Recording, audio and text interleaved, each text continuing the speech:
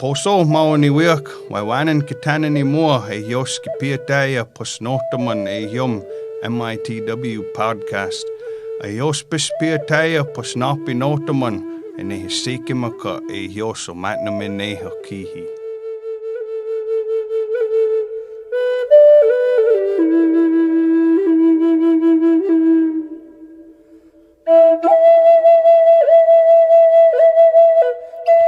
Welcome to the Menominee Indian Tribe of Wisconsin podcast. We are your hosts, Gary Dodge and Sheena Mapus.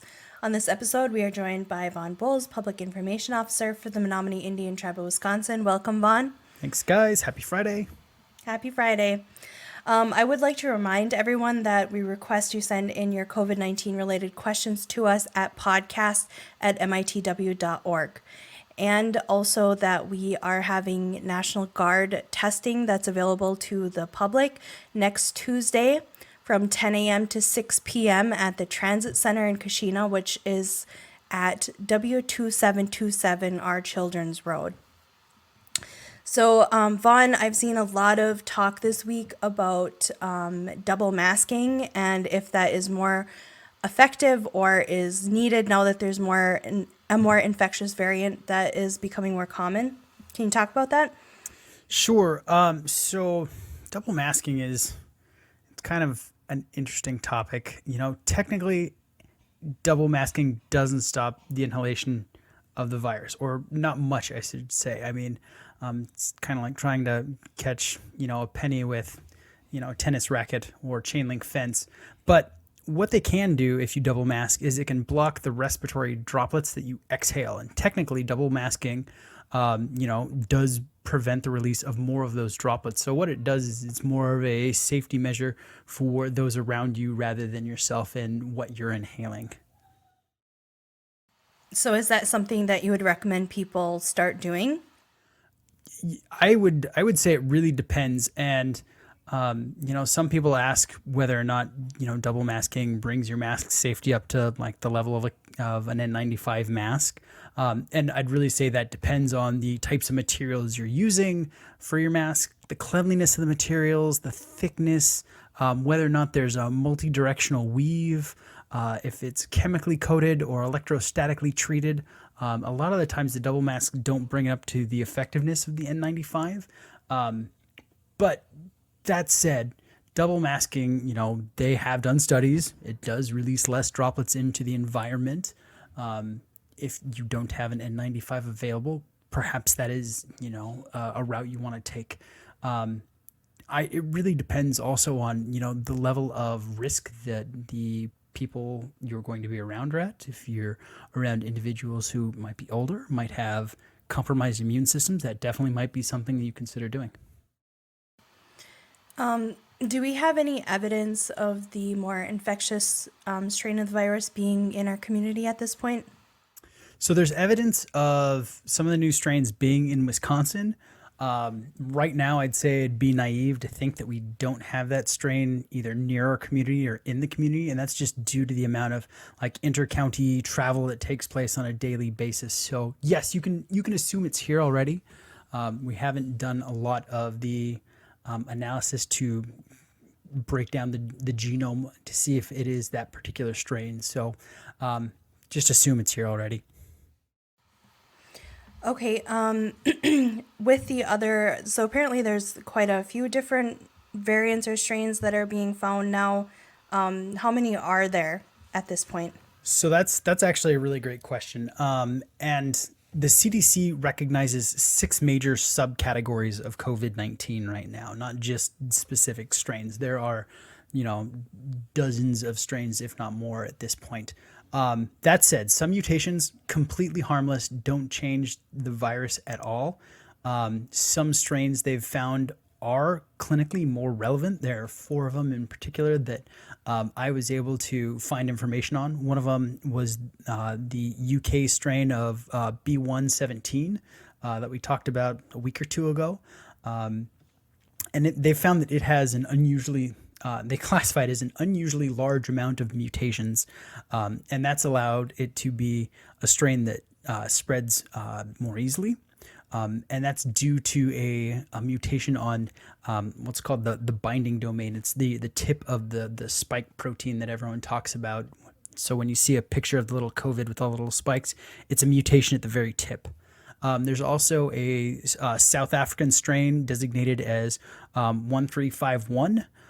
We haven't found any cases of that in the U.S. yet. And the Brazilian strain of P1 also contains additional mutations that affect the body's ability to recognize that virus with the antibodies it produces. So that's something that might be of concern. Additionally, there's a variant called Cal20C, and that's a variation or a mutation of the virus that was identified in LA County that's led to about 2/3 of the 1 million cases that they've had over the last, I think it's like 6 months. So it's been responsible for, a severe amount of strains. So all of these new strains, or these 4 strains that we just talked about, they have their mutations taking place on the spike protein. And that's what's used to attach to and infect the cell, essentially. So the scientists aren't sure if these mutations in the spike will make the vaccine more or less effective. So right now they're doing a lot more observation of these various strains and they're running tests on them. So we'll have more information as they're able to generate more information about it. But there are definitely things to keep in mind, that there are strains out there that transmit easier than others. So please be vigilant when you're going out. So this was a question that popped up on Facebook in the community. Can you talk about Misc-C and how it affects children specifically? Yeah, so Misc-C is actually, it's an abbreviation. It stands for an acronym. It stands for Multisystem Inflammatory Syndrome, and the C it stands for in children. There's also a Misc-A, which is for adults. It's a condition where different body parts become inflamed. These could include things like the heart, the lungs, the kidney, the brain, the skin or the eyes, or any of the organs in the gastrointestinal system. If this occurs, some of the symptoms include things like abdominal or gut pain, vomiting, diarrhea, neck pains, rashes, bloodshot eyes, or excessive fatigue or feeling of tiredness. Also, when children have it, they may experience like an inability to stay awake or to wake up. So it's something you definitely need to watch your kids for. They don't know what causes Misc-C right now, but they're finding that it occurs more frequently when children have had exposure to COVID-19, or they've been around someone who's had a serious case of COVID-19. Now, Misc-C is right now it's not very common, but they are doing tests to study more about it and find out how frequently it occurs. And they're tracking more of the cases. But it is something that can be that children can overcome if they're given proper medical treatment. If you suspect that a child may have this, your child, grandchild, nephew, friend, whatever, you want to make sure that they're either taken to a hospital or you call 911, because it's something you don't want to let occur for an extended period of time, because it can cause long-term damage or death. So that's what it is. It's not commonly seen right now, but it's definitely something to keep in mind. Has there been any other new side effects reported locally for the COVID vaccine? So to date, I haven't been made aware of anyone experiencing any side effects from the COVID vaccines locally. That's partly because of the safety level of the vaccine. It's very rare to have any sort of reaction. From what we've been able to find, there are only about 11 reactions per million people. That said, there was a report in the news of a gentleman who took the vaccine and died. They found that individual was over the age of 60 and had some underlying health conditions. And given that there have been already, I think it's 27.3 million vaccinations given out, the odds of death are extremely low. Yes, it does happen, but it's incredibly rare. And so haven't heard anything locally. That's the first major incident I've heard nationally. So the vaccines are pretty safe, and we encourage everyone to get them still. Okay, and then I think we've asked this before, but I just wanted to make sure again. Will the vaccine be required for work? I think we have talked about this a little bit. I'm going to preface it with not a legal expert. That said, legally, I don't think employers can mandate or require an individual to get vaccinated as a grounds for employment. Various industries have different standards, though, and so it's definitely something that individuals will need to look into more on their own. Okay, and then we had the Spectrum kind of finish up here on the res. I was just wondering if there's any other communication expansion updates for the reservation, like the cell towers and stuff. Yeah, the tribe's actually been very active in trying to improve communications and connectivity abilities on the reservation. And there are several major projects in the works right now. One of them that might be a little better known is the Starlink program. That's the low orbital satellite based internet. The state has given us the green light on the funding for that project, and we're currently reviewing the service agreements for it. We have a list of individuals who will be in the trial period, and I've been told by tribal administration that they're still accepting applicants for that program, but they have to live in Neopet or the Zor areas. We also have the projects that you were talking about. Charter has been working with us on. They just finished up laying new cable on various parts of the reservation in December, and those were paid for with CARES funds. Those were associated with COVID.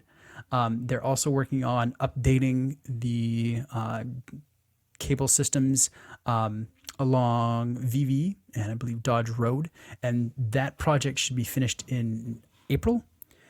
As well, the cell towers that we're working with Bug Tussle on, we have the MOU that's ready to be signed.